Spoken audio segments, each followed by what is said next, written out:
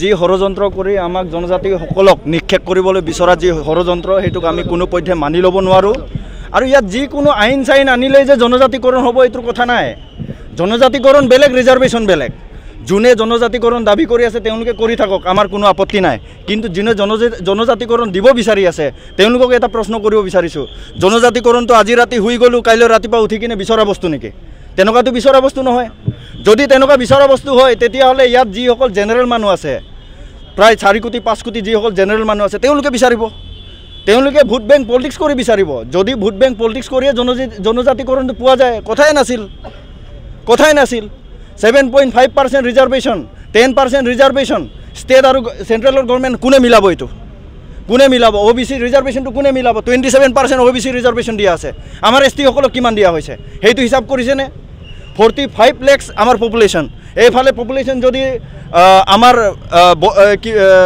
কোচ ৰাজবংশী যদি হিচাপ কৰে যদি আমাৰ চাহ জনগোষ্ঠী হিচাপ কৰে যদি আহোমসকলক হিচাপ কৰে 2 কোটিতকৈ এব পপুলেশ্যন তেওঁলোকৰ আছে 2 কোটি পপুলেশ্যন যদি 10% ৰিজাৰ্ভেশ্যনত জাপি দিব খুজিছে তেতিয়াহ'লে আমাক হেক কৰিব খুজি আছে আৰু এইটোৰ চূড়ান্ত আমাৰ এটা এক্সাম্পল আছে 1996 আৰু 1997ত যেতিয়া এটা অৰ্ডিনেন্সৰ দ্বাৰা কোচ ৰাজবংশীক যেতিয়া ট্ৰাইবেল জনজাতিকৰণ কৰা হৈছিল তেতিয়া কি হৈছিল আপোনালোকে নিশ্চয় গম পায় কোনো কটন কলেজত গুৱাহাটী মেডিকেল কলেজত আমাৰ কোনো ল'ৰা ছোৱালী সিট নাপাল কোনো এটা চৰকাৰী সংস্থাত আমাৰ ল'ৰা ছোৱালী চাকৰি নাপাল এইবিলাক কোনে ৰিস্ক ল'ব যদি জনজাতিকৰণ হসাকে বচাবলগীয়া হয় চৰকাৰে তেতিয়াহ'লে বেলেগ উপায় উলিয়াওক যদি অসমখন বচাবলৈ কাৰণে তেওঁলোকে যদি সিদ্ধান্ত লৈছে যে জনজাতিকৰণ কৰিলেহে অসমখন বাচিব এইটো ভুল সিদ্ধান্ত তেওঁলোকক ৰিজাৰ্ভেশ্যন দিয়ক লেণ্ড ৰাইটছ দিয়ক লেণ্ড প্ৰটেকশ্যন দিয়ক আমাৰ এইটোত ক'বলগীয়া নাই কিন্তু জনজাতিকৰণ কৰিহে যে অসমখন বাচিব তেনেকুৱা যদি কথা আছিলে 6 শিডিউল কিয় নিদিলে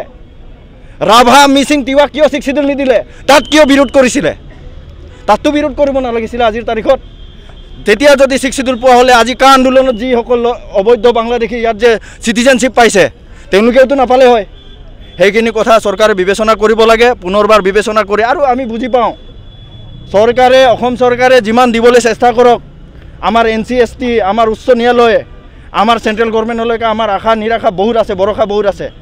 আৰু যিকোনো এটা জনজাতিকৰণ এনেকুৱা পোৱা বস্তু নহয়, এইটো আমাৰ সম্পূৰ্ণ বিশ্বাস আছে। আমাৰ আজি ল'ৰা ছোৱালী ইয়াত ইউনিভাৰ্চিটিৰ ল'ৰা ছোৱালী, AECৰ ল'ৰা ছোৱালী সকলোৱে ইয়াত গোট খাই কিনে এটা প্ৰতিবাদ সাব্যস্ত কৰিছোঁ। সাব্যস্ত কৰিবলগীয়া কি কাৰণ এক্সামৰ মাজত? তেওঁলোকৰ ভয়, তেওঁলোকৰ চিন্তা আহিছে, ৰাতি টোপনি নাহিছে, কালি পৰহিলৈ আমাৰ কি হ'ব, আমাৰ ভৱিষ্যত কি হ'ব, অন্ধকাৰ আছে। সেইখিনি কথা চিন্তা কৰাৰ কাৰণে এনেকুৱা ল'ৰা ছোৱালী ওলাই আহিছে। গতিকেলৈ আপোনালোকৰ সংবাদ মাধ্যমৰ জৰিয়তে আমি সকলো যিসকল দাবী কৰি আছে আৰু যিসকল অসম চৰকাৰ নিৰ্ণয় লৈছে, অসম চৰকাৰে যি নিৰ্ণয় লৈছে তাক পুনৰবাৰ বিবেচনা কৰি বেলেগ এটা উপায় উলিয়াই দিবৰ কাৰণে তেওঁলোকক আমি আহ্বান জনাইছোঁ। আৰু লগতে এটা কথা ক'ব বিচাৰিছোঁ, ইয়াত আদিত্য খাগলাৰী কোন, ইয়াত ট্ৰাইবেল সংঘ কোন সুধিবলগীয়া কোনো এনেকুৱা ধৰণৰ প্ৰশ্ন কোনো জাতি জনগোষ্ঠীয়ে কৰিব নালাগে। যদি আদিত্য খাগলাৰী কোন বুলি আজি প্ৰশ্ন কৰে, তেতিয়াহ'লে ইয়াত আদিত্য খাগলাৰী সকলো ওলাই আহিব, সকলো ঘৰে ঘৰে বিম্বৰ দেউৰী ইয়াত ওলাই আহিব। গতিকেলৈ ট্ৰাইবেল বস্তুটো এনেকুৱা বস্তু আমি খুজি পোৱা বস্তু নাছিলে, এইটো দিয়া বস্তু, আমাৰ ৰাইট। গতিকেলৈ সকলো জাতি জনগোষ্ঠীক, আমাৰ ভাইসকলক আমি এটাই আহ্বান কৰিছোঁ, আপোনালোকৰ বিৰুদ্ধে আমাৰ এই আন্দোলন নহয়, আমাৰ আন্দোলন হৈছে চৰকাৰৰ যিখিনি নিৰ্ণয় লৈছে, সিদ্ধান্ত লৈছে সেইখিনিৰ বিৰুদ্ধে। ধন্যবাদ। প্ৰথমতে মই এইটোৱে ক'ব বিচাৰিছোঁ যে আজি আমি আমাৰ নিখিল বড়ো ছাত্ৰ সন্থা আৰু TMPKৰ সকলো আমাৰ গুৱাহাটী ইউনিভাৰ্চিটিৰ যিসকল ষ্টুডেণ্ট তেখেতসকলে ওলাই আহিছে, তেখেতসকলে মাত মাতি আহিছে নিজৰ অধিকাৰক লৈ কেনে।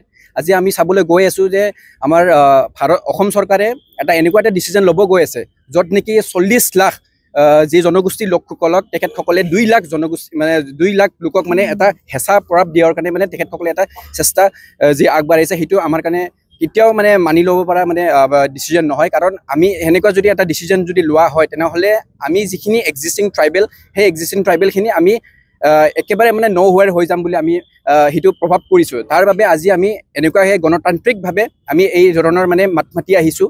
আজি আমি যদি চাব যাওঁ, নিখিল বড়ো ছাত্ৰ সন্থাই হওক বা TMPK হওক বা CCTY হওক, বিভিন্ন জিলা, বিভিন্ন ডিষ্ট্ৰিক্টত, বিভিন্ন আঞ্চলিকত, বিভিন্ন ইউনিভাৰ্চিটিত তেখেতসকলে আজি মাত মাতি আহিছে যে যোনটো যি 6 জনজাতিকৰণ যিখন ডিচিজন মানে আজি এইকেইদিনৰ যোনটো কেবিনেট ডিচিজন এটা লোৱা হৈছে, যোনটো কেবিনেট ডিচিজনত মানে তেখেতসকলে যে কৈছে যে 6টা জনগোষ্ঠীক মানে তেখেতসকলে জনজাতিকৰণ দিম বুলি। চ' সেইটো আমি কেতিয়াও মানি ল'ব নোৱাৰোঁ। সেইবাবে আজি আমি সকলো ষ্টুডেণ্টখিনি ওলাই আহি কিনে আজি আমি চৰকাৰক আমি ধিক্কাৰ জনাইছোঁ, চৰকাৰক আমি হুঁচিয়াৰ জনাইছোঁ যে তেখেতসকলে যেন এইটো উইথড্ৰ কৰিব লাগে, যিমান জল্দি পাৰে তেখেতসকলে এইটো উইথড্ৰ কৰিব লাগে। সেইখিনিকে মই ক'ব বিচাৰিছোঁ।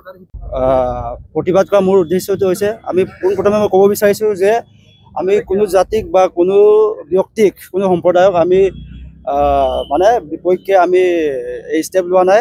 আমি নিজৰ জাতিৰ স্বাৰ্থত, নিজৰ সুৰক্ষাৰ স্বাৰ্থত আমি ওলাই আহিছোঁ। আৰু কথাষাৰ আছে, নিজৰ আয়ক ভাল পোৱা মানে আনৰ আয়ক ঘৃণা কৰা নুবুজায়। চ' মই সকলোকে এইখিনিয়ে মই বাৰ্তা দিব বিচাৰিছোঁ যে এই দাবী এই ৰাজনৈতিক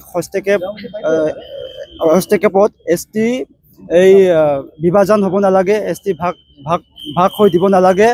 কাৰণ মই এইটো প্ৰতিপন্ন দিব বিচাৰিছোঁ যে ST জন্মগত হয়, ST হয়, জন্মগত পৰিচয়, ST ইতিহাস, এই ST আমাৰ এই সমাজ জীৱনৰ অস্তিত্ব।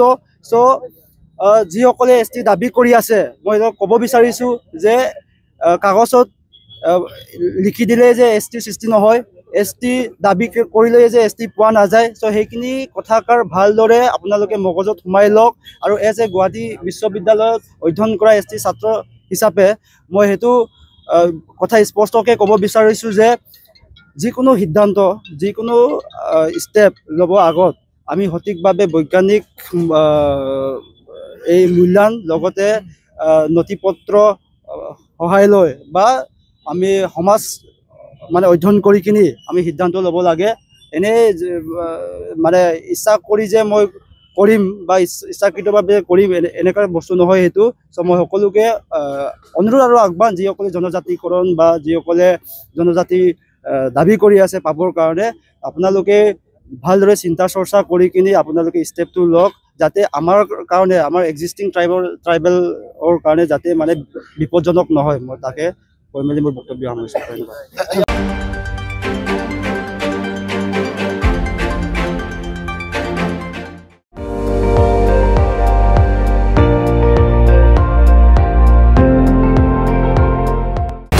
আপুনি চাই আছে ND24 সৰ্বশ্ৰেষ্ঠ নহয় সৰ্বোত্তমৰ দৌৰ